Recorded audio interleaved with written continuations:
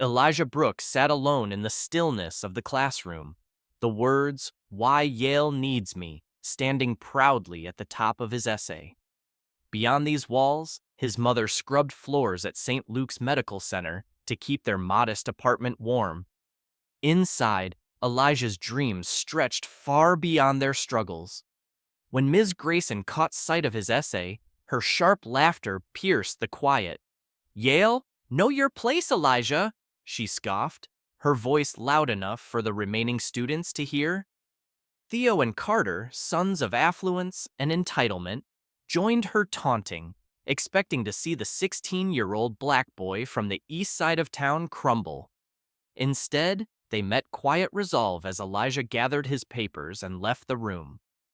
None of them could have foreseen that, in mere weeks, a Yale dean would step through those same school doors, asking for Elijah by name. The late afternoon sun spilled through the classroom windows, casting golden streaks across the desks and turning the plain high school room into something almost otherworldly. Most students had bolted the moment the bell rang, eager to shed the weight of the day, but Elijah Brooks stayed behind. Hunched over his desk, his pen danced across the page, his deep brown eyes focused as he shaped each word with care. Beside him lay a stack of library books, their worn covers evidence of his determination. "Why Yale Needs Me." The title glowed against the white paper, a bold claim radiating with purpose. Elijah barely noticed Ms. Grayson slip into the room. Her heels tapped softly against the faded tile floor as she watched him, her gaze lingering on his intense focus. Only two other students remained, scribbling at the back of the room to finish late assignments. "Well, well, what's got you so engrossed, Mr. Brooks?" Ms. Grayson's voice cut through the hush, startling Elijah. He glanced up, blinking as he adjusted to the interruption. "Just an essay, Ms. Grayson," he replied, his tone even. She stepped closer, peering at his work without asking. When her eyes landed on the title, her brows arched, and a flicker of amusement crossed her face, quickly hardening into something colder. "Yale?" she said, the word dripping with skepticism, hovering between them like a challenge. "Yale, Elijah? Let's be practical." At the back of the room, Theo Harper nudged Carter Ellis, a smirk spreading across his face. Both boys, clad in expensive jackets and exuding the confidence of their upscale neighborhood, leaned into the moment. "Ms. Grayson," Theo called, his voice carrying, "maybe Elijah thinks Yale needs someone to sweep the halls." His grin flashed, sharp and mean. Carter piled on. "Yeah, I hear the gas station's hiring. Might be more his speed than Yale." Laughter bounced off the walls, sharp and biting. Elijah felt the heat creep up his neck, but his face stayed calm. He'd mastered this shield long ago, hiding the fire that flared within. "I'm just considering my options," he said softly, stacking his papers with steady hands, though a faint tremble betrayed him. Ms. Grayson didn't intervene. Instead, her lips twitched into a half-smile. "Dreams are nice, Elijah, but there's a difference between ambition and fantasy. Maybe start with trade school." Elijah zipped his weathered backpack, stood, and met her gaze. "Thanks for the advice, Ms. Grayson," he said, his voice unwavering as he headed for the door. Theo stuck out a foot to trip him, but Elijah sidestepped it with ease. He knew that trick too well. "Yale material, huh?" Carter jeered, but Elijah was already gone, his posture firm, his steps measured. Only in the empty hallway did his shoulders dip for a moment before he pulled them back and pressed on. 5 miles away, at St. Luke's Medical Center, Naomi Brooks pushed her cleaning cart down a gleaming hallway. Her uniform remained neat despite 9 hours on her feet. At 42, Naomi's face bore faint lines from a life of resilience, smiles earned through small triumphs, strength forged against adversity. Her phone buzzed in her pocket. Glancing around to ensure no supervisor was near, she pulled it out. "Rough day," Elijah's message read. Just 2 words, but they carried a depth she understood instinctively. Frowning, she paused her work. After 16 years raising him alone, she could sense the sting behind his brevity. Something had wounded him today. She tucked the phone away and resumed her task, though her thoughts stayed with her son. Later, in the staff break room, Naomi opened her wallet. Behind her ID was a creased photo of a young black man in a Yale sweatshirt, his smile bright and bold. Daniel Brooks had passed before Elijah could know him, but Naomi often glimpsed echoes of her late husband in their son, especially that steady, quiet grit they both possessed. She brushed her thumb over the image before slipping it back, a story held close, waiting for its time. By evening, Elijah trekked home through streets that grew rougher with each block.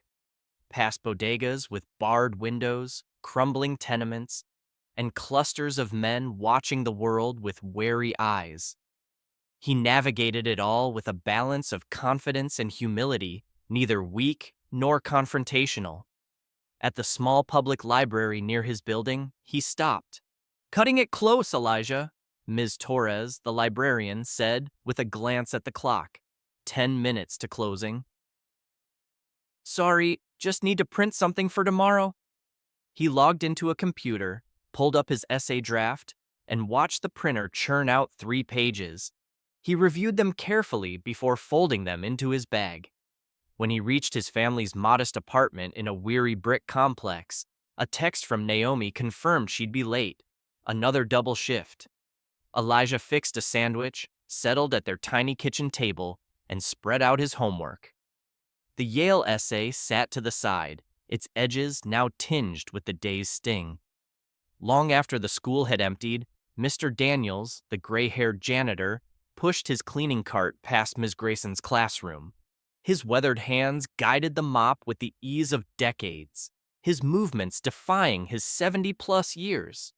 He paused at the trash can near Elijah's desk, noticing a crumpled paper discarded with force, anger evident in its creases. Glancing around to ensure solitude, Mr. Daniels retrieved it and smoothed it out. "Why Yale Needs Me," he read, adjusting his thick glasses as he leaned closer. As he scanned the page, his eyes widened.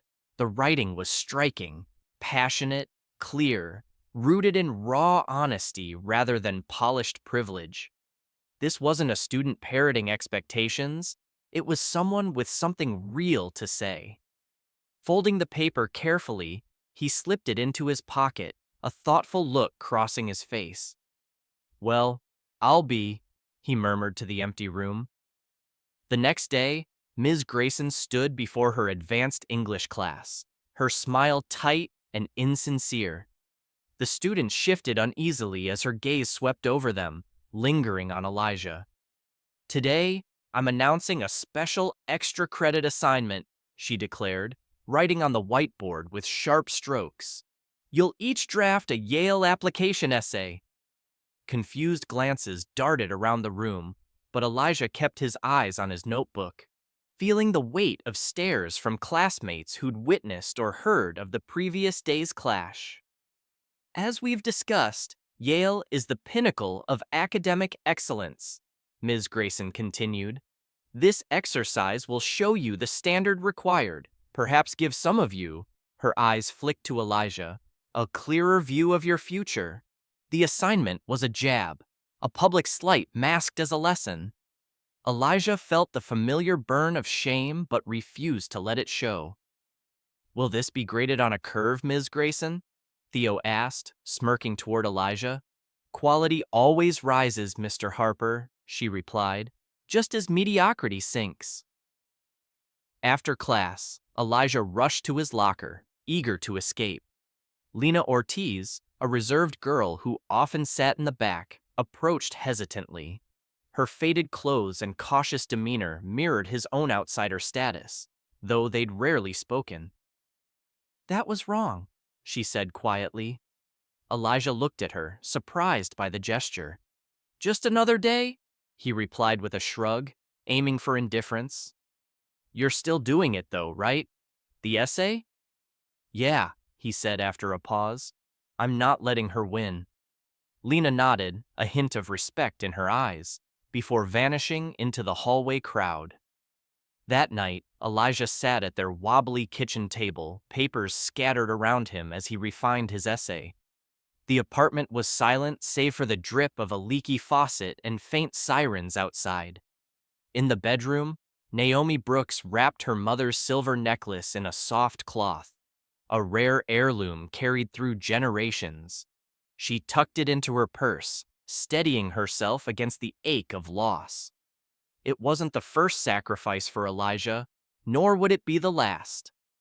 The next day, while Elijah was at school, Naomi visited 3 pawn shops, settling on one with a decent offer. That evening, she handed him a used laptop, older but functional, with a solid battery.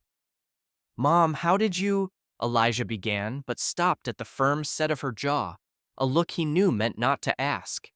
"You need it for school," she said. "And for Yale applications." His eyes widened. "You heard?" "I hear everything eventually," she replied with a faint smile.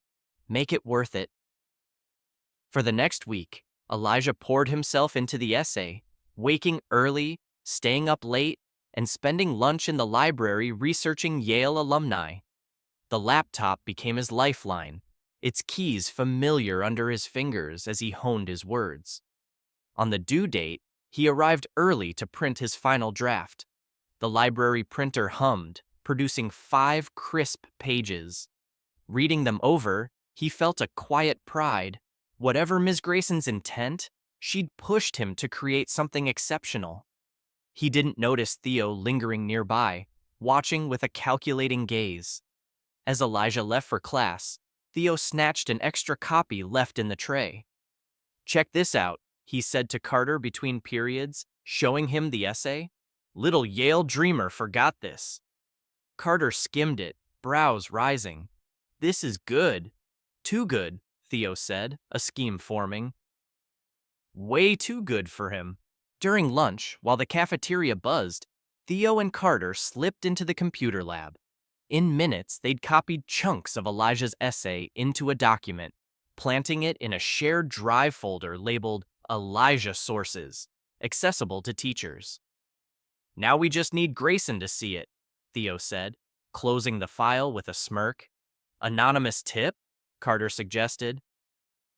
"Perfect." The next day, Elijah was summoned to Principal Hayes' office during third period. Whispers followed him down the hall, eyes tracking his every step.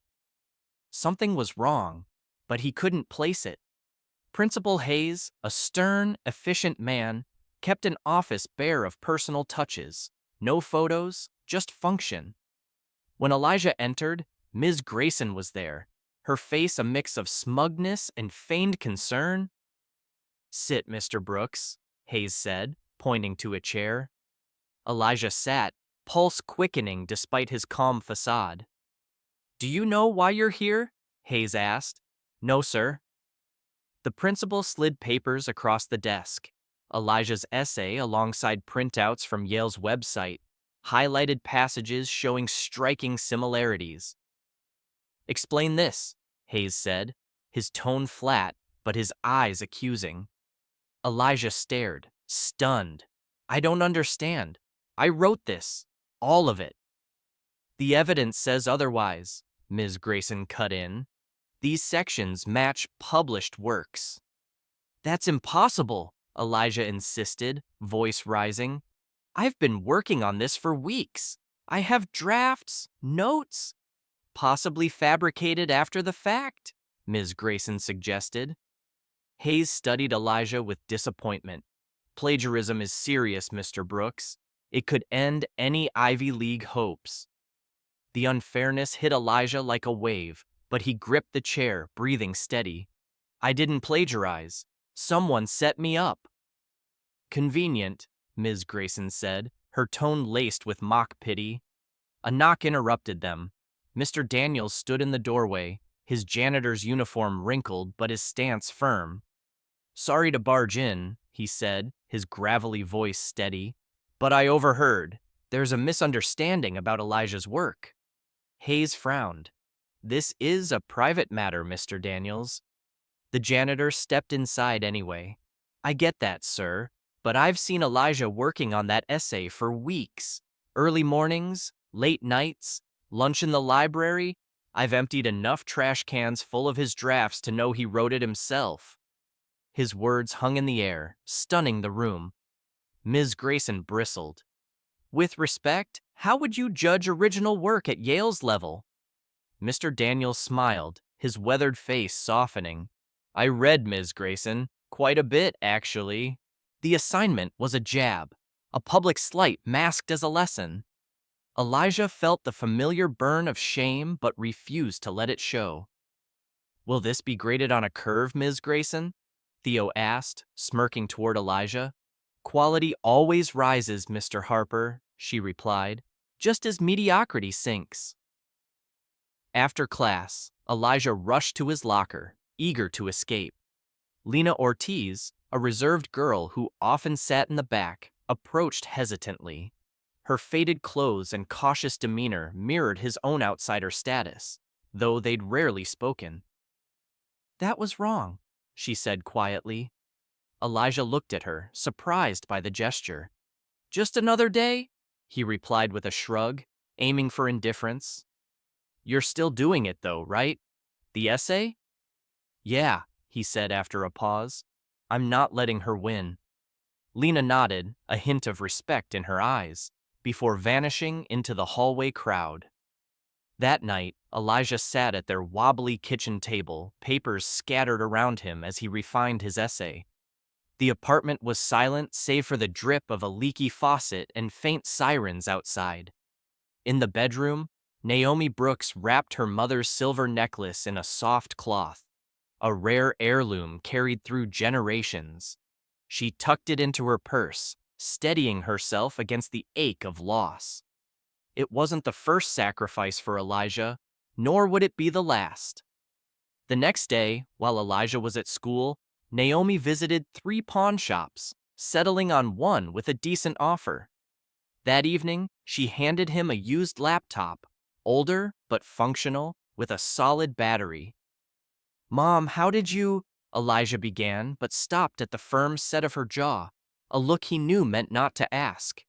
"You need it for school," she said, "and for Yale applications." His eyes widened. "You heard?" "I hear everything eventually," she replied with a faint smile. "Make it worth it." For the next week, Elijah poured himself into the essay, waking early, staying up late, and spending lunch in the library researching Yale alumni. The laptop became his lifeline, its keys familiar under his fingers as he honed his words. On the due date, he arrived early to print his final draft. The library printer hummed, producing 5 crisp pages. Reading them over, he felt a quiet pride. Whatever Ms. Grayson's intent, she'd pushed him to create something exceptional. He didn't notice Theo lingering nearby, watching with a calculating gaze. As Elijah left for class, Theo snatched an extra copy left in the tray. "Check this out," he said to Carter between periods, showing him the essay. "Little Yale dreamer forgot this." Carter skimmed it, brows rising. "This is good." "Too good," Theo said, a scheme forming. "Way too good for him." Hayes cleared his throat. "I appreciate your input, but we have evidence of dishonesty." "Evidence that showed up mighty quick, I'd wager," Mr. Daniels replied. "Check when those files were made." Hayes tapped his computer, his expression shifting. "They were created yesterday," he admitted, reluctance in his voice. "That doesn't prove innocence, but it raises doubts." Ms. Grayson's face tightened. "You're not seriously trusting a janitor over documentation?" "Documentation that might be falsified?" Hayes countered coolly. He turned to Elijah. "Given this uncertainty, you'll be on probation, not suspended. Any further issues will have consequences. Understood?" Elijah nodded, relief mixing with simmering anger. Yes, sir. Thank you, outside. Mr. Daniels walked beside him. Keep your head up, son. Some fear what they don't get, and some fear those who might outshine 'em. Before Elijah could reply, the old man turned down a hall, his mop bucket squeaking faintly. That evening, Naomi stood outside Miss Grayson's classroom in jeans and a blouse, having traded precious shift hours to confront the situation Elijah had shared. Miss Grayson looked up, masking surprise with detachment. Can I help you? I'm Naomi Brooks, Elijah's mother, she said, stepping in but refusing a seat, standing tall. I want to talk about my son's essay. I understand your concern, Mrs. Brooks, Ms. Grayson began, but integrity is non-negotiable. Integrity goes both ways, Naomi replied evenly. My son's never cheated. He's worked harder than most to beat the barriers some teachers set before giving him a chance. Ms. Grayson's face hardened. I hold all students to the same standard. Do you? Naomi pressed. Because it looks like you're raising the bar for some just to see them fall. I'm sorry you feel that way, Ms. Grayson said, her voice icing over. Perhaps if you spent more time on his academics instead of other priorities, this wouldn't happen. The jab at Naomi's long hours, her job-scrubbing floors, landed, but her expression stayed steady, a spark flaring in her eyes. My son will succeed despite people like you, Ms. Grayson, not because of you. She turned to leave, pausing at the door. And when he does, I hope you remember this. The next day, Lena approached Elijah at his locker, her usual wariness softened. I saw what happened, she said bluntly. Theo and Carter took your essay from the printer. His eyes widened. You saw them? She nodded. I was in the library alcove reading. They didn't see me. Would you tell Principal Hayes? He asked, hope rising. She hesitated, fear flickering. I can't get involved like that. I'm sorry, but I wanted you to know. They set you up. Before he could push, she melted into the crowd, shoulders hunched. That afternoon, Mr. Daniels found Elijah on the school steps waiting for the bus. Mind if I sit? The janitor asked, easing onto the step. Free country, Elijah shrugged. They sat quietly until Mr. Daniels spoke. I spent time in New Haven years back. Cold winters, but those universities, something else. Yale's not just stone and books, it's ideas, possibilities. Elijah glanced at him. You go there? Mr. Daniels' smile was cryptic. Let's say I was around those halls enough. He patted Elijah's shoulder as he rose. Don't let anyone dim your light, son. There's enough dark out there.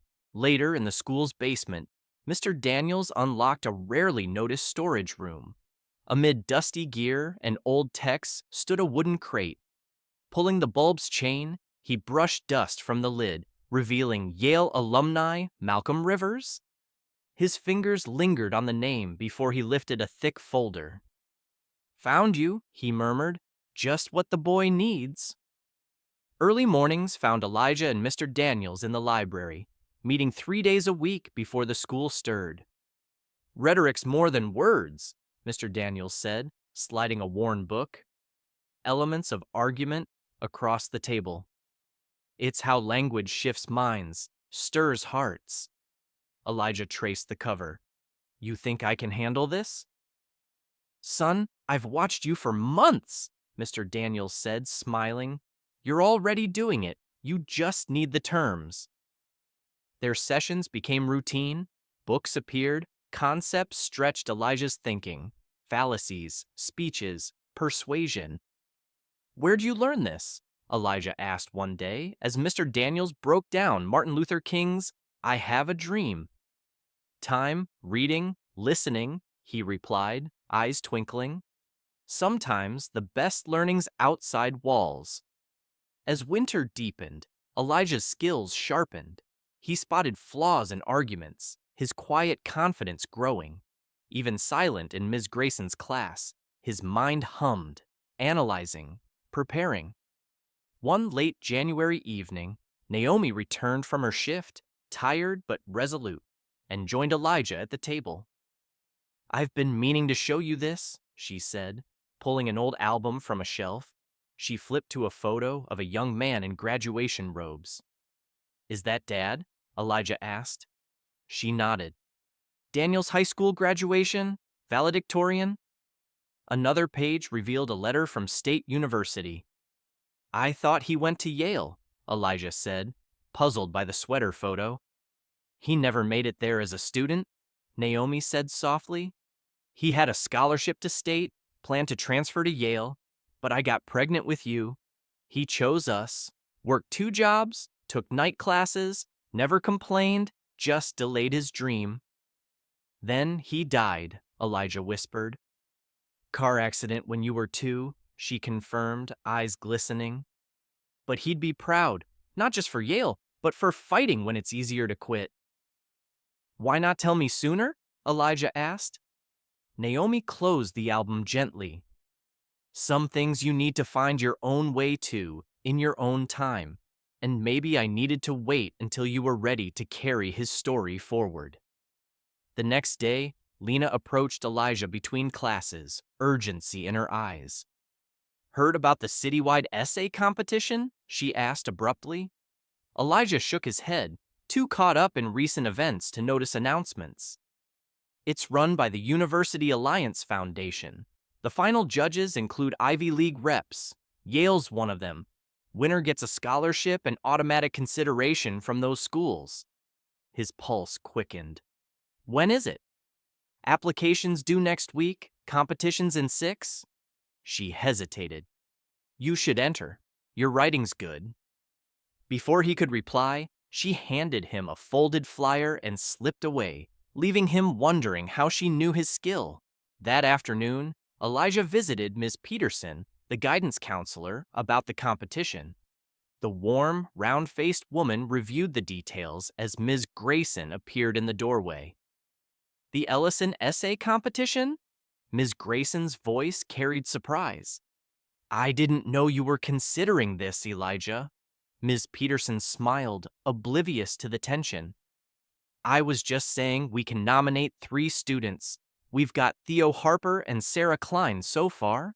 Ms. Grayson's lips thinned. "Unfortunately, school policy bars students on probation from representing Eastview High in external events." "Probation?" Ms. Peterson frowned. "I don't recall that in Elijah's file." "It's recent," Ms. Grayson said smoothly. "A plagiarism issue. We can't risk the school's reputation." Elijah's fists clenched, anger flaring. "It was never proven. Principal Hayes put me on probation as a precaution." Ms. Peterson glanced between them. "Maybe we should check with him." "By all means," Ms. Grayson replied, unshaken. In Principal Hayes's office, Elijah sat as the principal studied the competition forms, brow furrowed. "Ms. Grayson raises a point," Hayes said, "but nothing in policy explicitly bans probation students from academic contests." Relief surged through Elijah, though he stayed composed. "That said," Hayes added, "any further incident means disqualification. Clear?" "Yes, sir," Elijah said. As he left, Mr. Daniels waited in the hall, mop in hand but idle. "Good news?" the janitor asked. Elijah nodded. "I can enter?" "Then we'd better ramp up your training, son." Over the next weeks, Elijah threw himself into preparation. After school, he visited the downtown law library, where guards initially eyed him warily, until Miss Winters, a kind librarian, took interest. "Argumentative techniques?" she echoed when he explained. "Not your typical high school fare. I'm intrigued." She guided him to journals, rhetoric books, and archived speeches, opening a world of persuasion. Meanwhile, Theo and Carter watched Elijah's growing poise with irritation. Their taunts lost bite, and Miss Grayson's jabs in class met calm, firm rebuttals that left her rattled. "This essay contest," Theo said to Carter by Theo's sleek car after school. He actually thinks he'll win. You'll crush him anyway, Carter replied, scrolling his phone. Theo's eyes narrowed as Elijah headed to the bus, bag heavy with books. Why risk it? Remember Josh Tate? He owes me from calculus help. He's on tech crew for the competition. Time to chat about throwing Elijah off. Josh, a senior with tech savvy but little drive, agreed for concert tickets and clout. The plan? A subtle glitch during Elijah's speech to fluster him. Nothing blatant, just enough to look sloppy. Unaware, Elijah pressed on. One afternoon, as he practiced with Mr. Daniels in an empty classroom, the janitor stopped him. You're leaning on authority here, but there's no conviction. Own it. Don't just say it. Elijah sighed. I'm trying. Try this, Mr. Daniels said, standing tall, his stoop vanishing, his voice booming. We're not just our circumstances, but the choices we make within them. Elijah gaped. Where'd that come from? Mr. Daniels grinned, resuming his usual slouch. Speech I gave once, long ago. What kind? Commencement. Yale, 78. Elijah's jaw dropped. You spoke at Yale? Were you a professor? Not quite, Mr. Daniels said, eyes twinkling. Another day's story. Point is, it's not where you start, it's how you stand where you land. As the competition neared, Naomi received a letter that shook her. Elijah found her at the table one night, staring at a Yale-crested envelope. Mom, what's that? She tucked it away quickly. Nothing big, just mail. Her forced smile didn't fool him, but he let it go. Later, he overheard her hushed phone call, words unclear but tense. Whatever tied her to Yale, she wasn't ready to tell. The day before the Ellison competition, Lena found Elijah at lunch, their cautious friendship growing. Ready for tomorrow? She asked, sitting at his empty table. As I'll ever be. You coming? She hesitated. I'll try. Things are messy. He noticed her tired eyes, worn clothes, same as yesterday. Everything okay at home? She tensed. Why wouldn't it be? You seem worn out. She stared at her tray, then spoke. Mom lost her job 2 months ago. We're at the women's shelter on Pine Street since last week. The blunt truth settled between them. I don't pity you, Elijah said.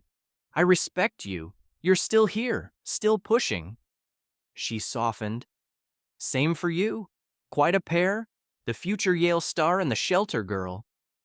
They laughed, a fleeting bond and shared struggle. That night, Elijah polished his essay. Legacy is not inherited, it's created.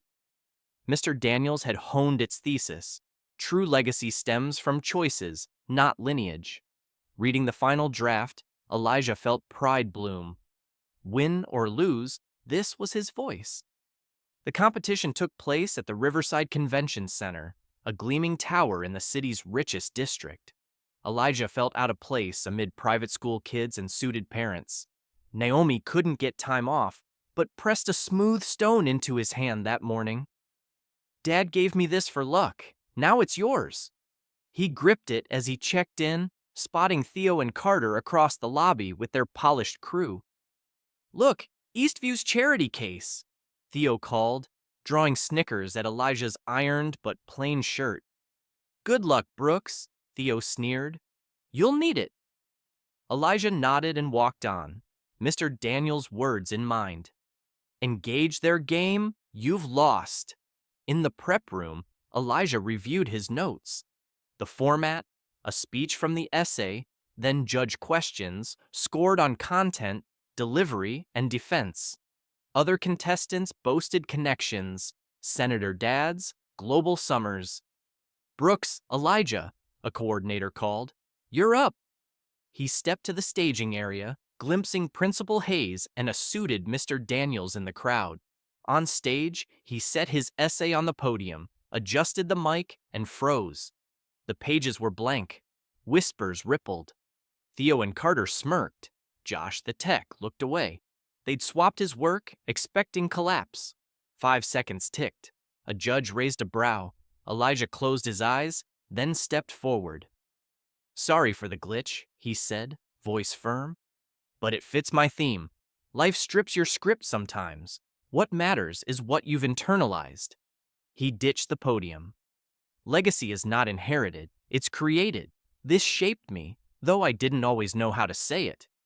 He spoke of his father's deferred Yale dream with resolve, framing education as a renewable resource, not a privilege. We confuse birth with worth, he said, confidence rising. True legacy comes when we transcend limits, not accept them. The audience shifted from unease to focus. Hayes leaned in. Judges listened. I'm here not because my path was easy, but because it wasn't. Each barrier forced a choice. Accept others' ceilings or carve my own way. He ended with his father's journal quote, unearthed with Mr. Daniels. The dream's not the destination, it's proving you belong there all along. Applause swelled after a beat. Theo and Carter's plan flopped. The lead judge, a silver-haired woman, leaned in. Unorthodox, Mr. Brooks, but compelling. How do you answer critics who say Yale preserves hierarchies, not breaks them? They're half right, Elijah said. History shows it, but that's why it needs outsiders. Excellence thrives on diverse friction, not sameness. Yale needs me because I don't fit its mold. She nodded, jotting a note. After 3 more poised answers, he left the stage, adrenaline fading. He'd done it, imperfectly, but maybe better for it. A Brookside Academy girl approached later. That blank page bit? Planned? Sabotage, he said. Seriously? You nailed it anyway. A suited man on a call nearby said, You need to meet this kid. Then vanished. An hour later, Elijah made the top 5 finalists, securing scholarship consideration. In the lobby, Theo and Carter faced him. Congrats, Theo muttered, bitter. Blank pages weren't supposed to happen, Carter slipped, earning Theo's glare. Elijah paused. Thanks then. You taught me I'm stronger than your view of me. He walked off to meet Mr. Daniels. You shone, son, the janitor said. Almost lost it with those pages. But I didn't. That's what counts. Ms. Grayson watched from her car, troubled, not by Elijah's failure, but his triumph, stirring echoes of her own past. In the garage, Dean Malcolm Rivers, Yale's distinguished overseer, noted on his phone, Follow up on Elijah Brooks, priority. The next Tuesday, a sleek car parked at Eastview High. Dean Rivers, tall and gray-haired, met Principal Hayes, who fidgeted nervously. An honor, Dean Rivers, Hayes said. Not a recruitment tour, Rivers replied. A specific mission. Rumors flew by second period. In the lounge, Ms. Grayson gloated over coffee, assuming Theo was the target. Wealthy, connected, her star. He's reviewing transcripts, a colleague said. Probably for Harper, she agreed, smug. Mid-class, Hayes interrupted Ms. Grayson's lesson. A word? In the hall, he said, Dean Rivers wants to meet a student. I'll send Theo, she beamed. Not Harper, Elijah Brooks. Her pride shattered. Elijah? A mistake? No mistake, Hayes cut in, a hint of relish in his tone. Send him now. Back in class, her voice tight, she said, Elijah Brooks, principal's office. Theo whispered, What did Yale boy do now? Steal another essay? Laughter faded at her stony face. Bring your things. You won't return. Elijah walked the long hall, whispers trailing. Yale dean, trouble again? In the office, Hayes sat with a poised black man in a fine suit.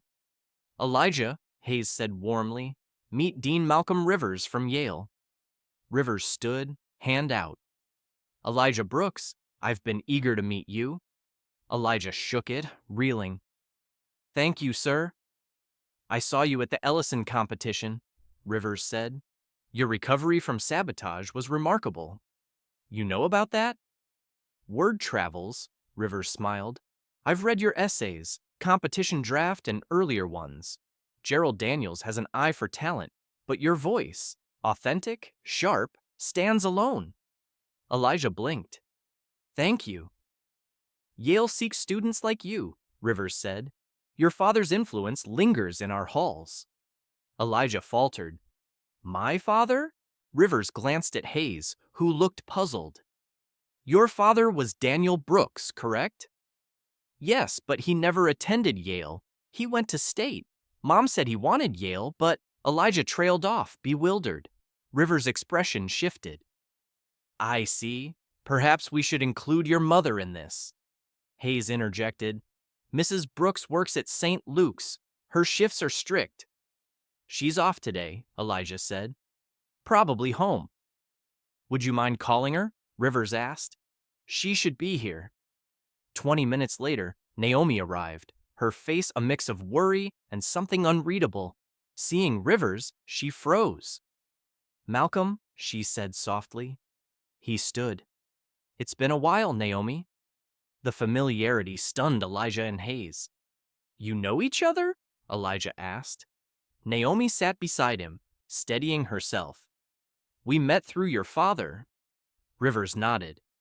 Daniel Brooks was one of the sharpest research assistants I ever mentored, a medical ethics project linking Yale law and health sciences. But Dad wasn't at Yale, Elijah insisted, looking to Naomi. She took a deep breath. Not as a student, Elijah. He was a researcher. So was I. That's how we met. The revelation hit hard. You both worked at Yale? Your father was brilliant, Rivers said.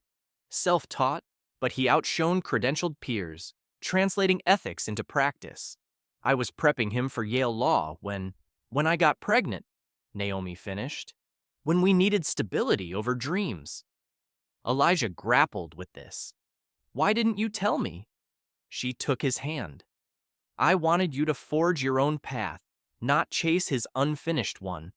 After he died, those memories hurt too much to share.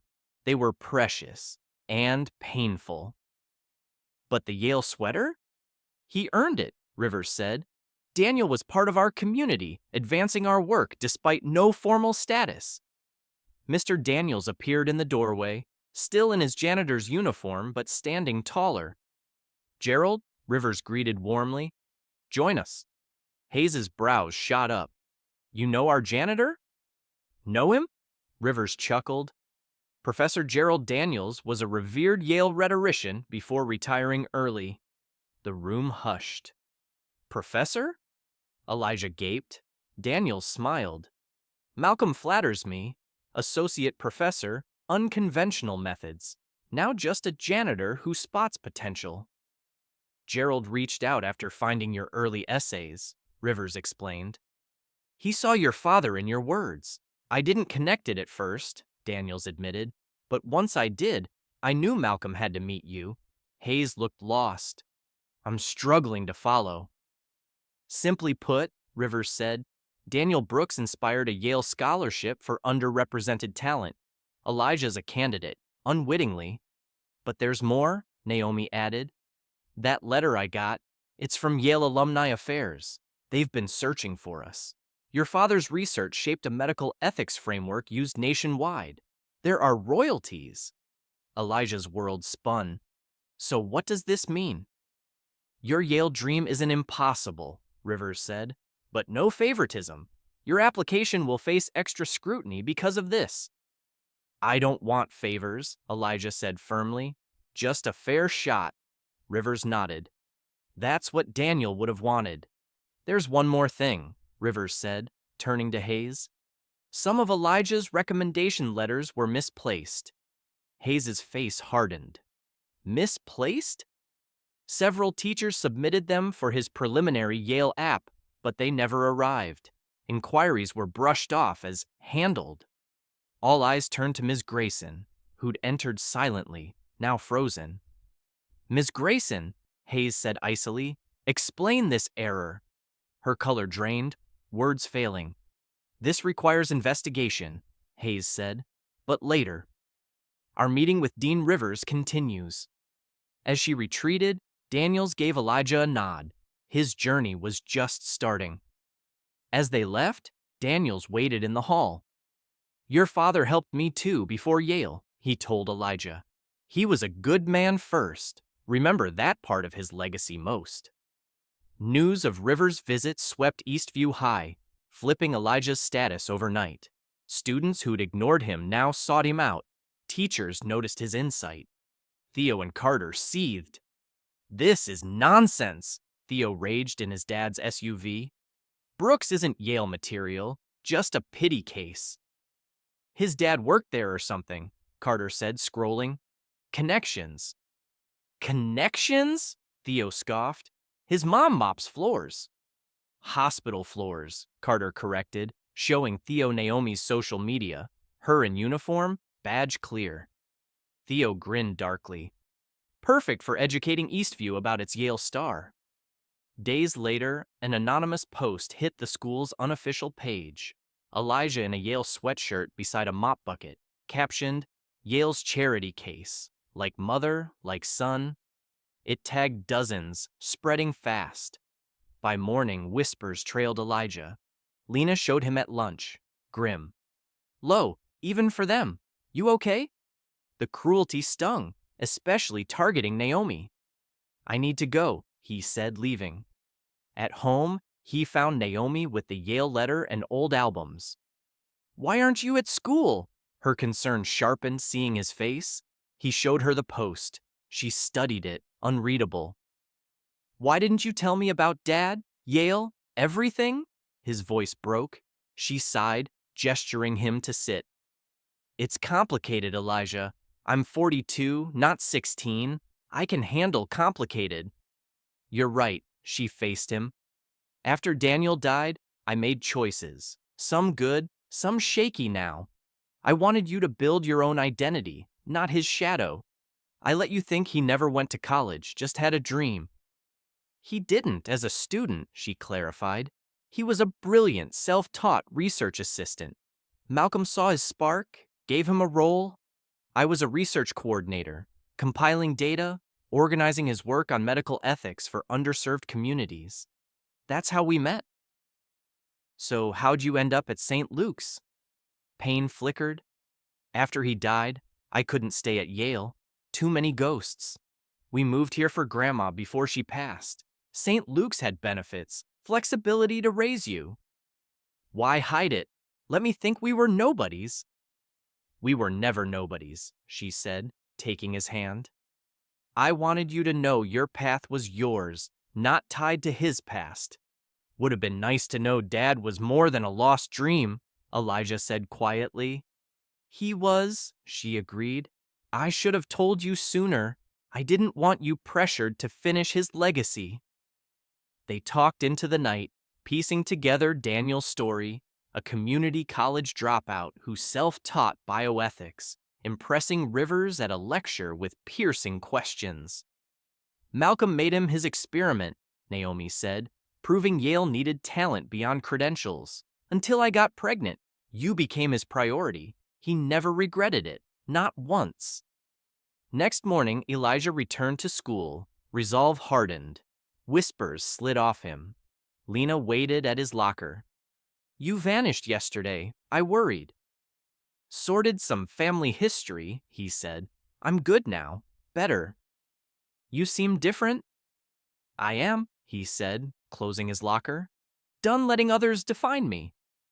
Over weeks, he focused on his Yale application, knowing Rivers meant no favors, only scrutiny. Ms. Grayson's position wobbled as the letter suppression probe deepened. She avoided his gaze, her edge dulled. One afternoon, Rivers called. "We're hosting a mentorship weekend for applicants, invitation only. I'd like you there." Elijah agreed, later learning it was at Bernier Academy, a elite private school. That Saturday, its pristine campus dwarfed Eastview. Donor-named buildings, students in pricey casuals exuding entitlement. In jeans and a button-down, Elijah felt the outsider's weight. The registrar double-checked his name, skeptical, before directing him to Phillips Auditorium. Sessions rotated, debates, writing, problem-solving. In a healthcare AI ethics discussion, peers cited internships and professors.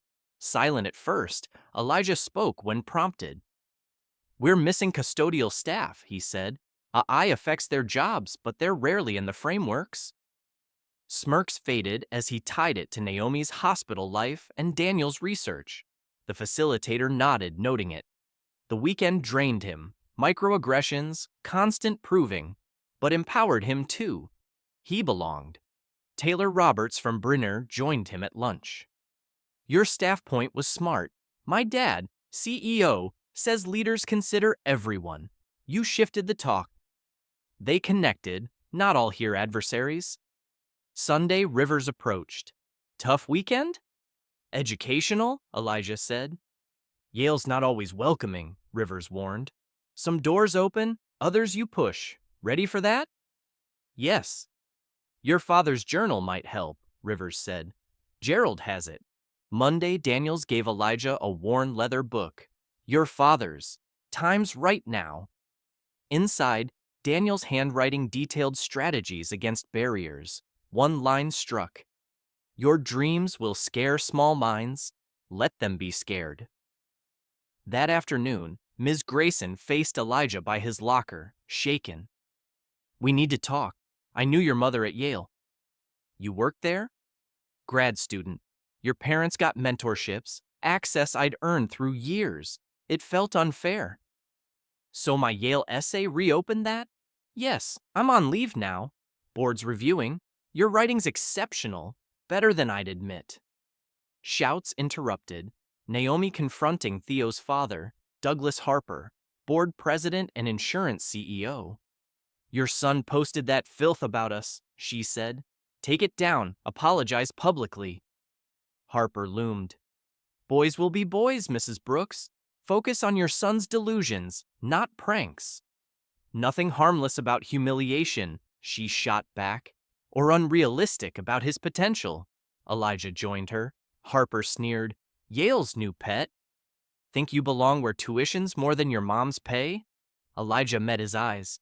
Yale doesn't need another rich kid buying in, it needs originals. Harper stormed off, vowing repercussions. Naomi squeezed Elijah's hand. Your father'd be proud. That night, the citywide Yale-sponsored essay contest named Elijah winner. Perfect timing against mounting opposition. Theo's social order crumbled. Rain lashed Eastview's admin building as Harper strode in, Ms. Grayson trailing, both set. In a conference room, Hayes and board members faced Elijah, Daniel's journal in his bag. This hearing addresses Elijah Brooks's conduct violations, Harper began. Hayes bristled. Your role doesn't let you preside, especially with your bias. I'm the complainant, Harper said, dropping a folder. Disruption, intimidation, suspicious success. Absurd, Elijah said calmly. Ms. Grayson added, evidence suggests delaying his Yale interview. This is irregular, Hayes snapped. Naomi burst in, uniform on. Sorry, some can't reschedule life. Daniels and Rivers followed. This affects a Yale candidate, Rivers said. I'm here. Harper faltered. Character issues, disrespect, manipulation, humiliating my son with his win. Hayes stared. You're saying his success harassed Theo? He pulled a tablet. I've tracked Theo's campaign against Elijah. Footage, posts, sabotage. Showing the evidence, he adjourned. Mr. Harper, rethink this. Zero tolerance applies to all. Rivers handed Harper a letter. Yale's counsel frowns on admissions meddling. Harper stormed out, Ms. Grayson slinking away. Naomi hugged Elijah. Okay? He nodded. Didn't know Hayes had proof. Sometimes the quiet ones wait for the right time, Daniel said. Rivers checked his watch. Your Yale interview's tomorrow, 4 o'clock, Yale Club downtown. Be ready. That night, Elijah's phone buzzed. Texts from an unknown number with Theo and Josh's sabotage emails. Then a warning. Theo planned to send a fake cheating photo to Yale. Next morning, Elijah, Naomi, and Daniels strategized. At the Yale Club, Elijah faced a panel of 6. As he sat, Naomi and Daniels entered. We're addressing a lie before it lands, Naomi said, presenting the texts. Daniels added, as ex-faculty, I know Yale's fairness matters. Professor Eleanor Winters reviewed it. Proactive. Let's proceed with context. Rivers asked, what do you bring to Yale beyond grades? Elijah ditched his script. Perspective? From fighting for every chance, facing active barriers, not just passive ones. Excellence isn't always loud. It's quiet grit, like my mom's, or a janitor seeing what others miss. I want to widen doors for others. Silence fell, then rigorous questions tested him. He felt Naomi and Daniel's support. An alum recorded his start, sharing it later. His words went viral. 2 days later, Hayes confirmed Ms. Grayson's dismissal. She admitted, Harvard, sorry, Yale, validated me. I misjudged you. At a spring ceremony, the Daniel Brooks Scholarship launched, aiding Eastview students. A framed photo of Daniel in his Yale lab coat stood proud. Naomi got a community outreach job, triple pay. Daniels gave Elijah Daniel's Yale sweatshirt. He wore it when you were born, his proudest day. Lena shared her state scholarship news, social work, not psychology. Theo transferred, Harper's clout faded. Ms. Grayson watched from afar, finding closure. In his graduation speech, Elijah said, success isn't the school's name, it's integrity and challenges, kindness unseen, doors you open. Rivers whispered to Naomi, he'll shake Yale like Daniel would have. In September, Elijah entered Yale Yard, journal and stone in hand. Daniel's words steadied him.